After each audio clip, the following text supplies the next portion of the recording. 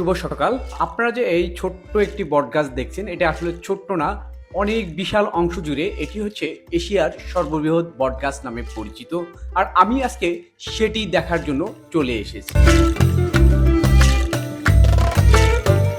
একটি বটগাছ থেকে 52টি বটগাছে রূপান্তরিত হয়েছে। এটির অবস্থান হচ্ছে ঝিনাইদহ জেলার কালীগঞ্জ উপজেলার মল্লিকপুর বা বেতলি গ্রামে। মূলত বেতলি গ্রামে অনেকেই যেটা বলে থাকেন মল্লিকপুর গ্রাম।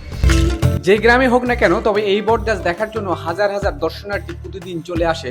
আপনিও কবে আসবেন কমেন্টে ঝটপট জানিয়ে দিন। সাইডে বট গাছ হয়, ওই ছোট্ট বট গাছে 52টি বটবৃক্ষে পরিণত হয়।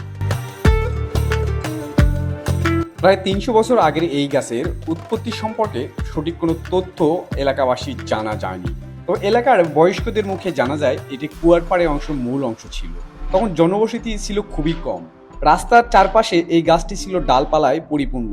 গাছের নিচে রোদ বৃষ্টি পড়তো না। মাঘ মাসের শীতের রাতেও গাছের তলায় গরম থাকতো।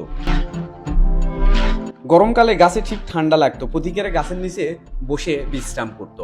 আর এইটা নিয়ে ডিটেলস ভিডিও খুব শীঘ্রই আপনাদেরকে দেওয়ার চেষ্টা করব ইনশাআল্লাহ।